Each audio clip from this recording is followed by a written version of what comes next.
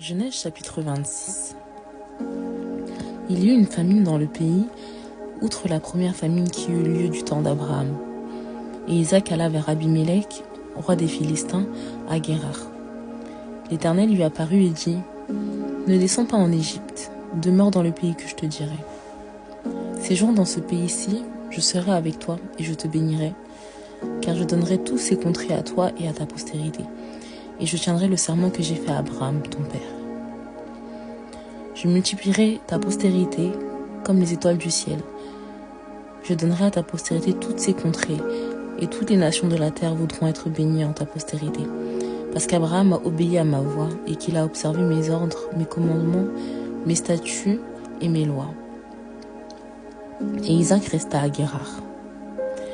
Lorsque les gens du lieu faisaient des questions sur sa femme, il disait : c'est ma sœur, car il craignait en disant ma femme que les gens du lieu ne le tuassent, parce que Rebecca était belle de figure.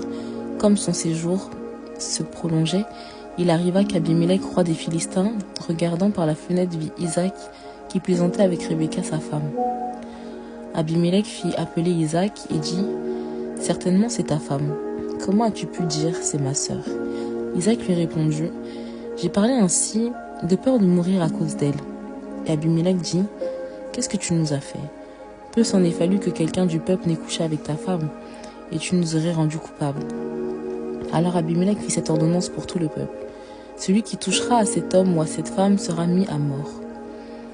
Isaac sema dans ce pays, et il recueillit cette année le centuple, car l'Éternel le bénit. Cet homme devint riche, et il alla s'enrichissant de plus en plus, jusqu'à ce qu'il devint fort riche. Il avait des troupeaux de menu bétail et des troupeaux de gros bétail, et un grand nombre de serviteurs. Aussi les Philistins lui portèrent envie. Tous les puits qu'avaient creusés les serviteurs de son père, du temps d'Abraham, son père, les Philistins les comblèrent et les remplirent de poussière. Et Abimélec dit à Isaac : Va-t'en de chez nous, car tu es beaucoup plus puissant que nous. Isaac partit de là et campa dans la vallée de Guérar, où il s'établit.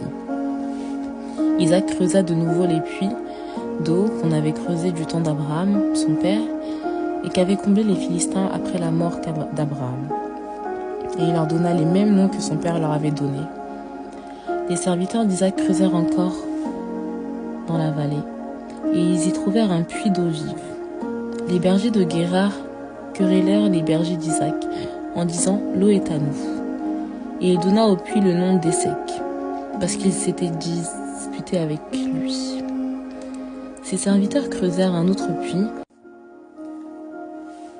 au sujet duquel on chercha aussi une querelle, et il l'appela Sitna.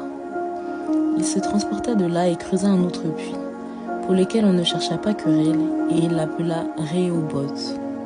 Car, dit-il, l'Éternel nous a maintenant mis au large, et nous prospérerons dans le pays. Il remonta de là à Beersheba. Et l'Éternel lui apparut dans la nuit, et dit : Je suis le Dieu d'Abraham, ton père. Ne crains point, car je suis avec toi.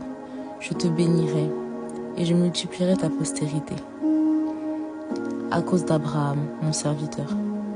Il bâtit là un autel, invoqua le nom de l'Éternel, et y dressa sa tente. Et les serviteurs d'Isaac y creusèrent un puits. Abimélec vint de Guérar auprès de lui avec Ahuzat, son ami, et Picol, chef de son armée. Isaac leur dit : Pourquoi venez-vous vers moi, puisque vous me haïssez et que vous m'avez renvoyé de chez vous ? Ils répondirent : Nous voyons que l'Éternel est avec toi. C'est pourquoi nous disons qu'il y a un serment entre nous et toi, et que nous fassions alliance avec toi.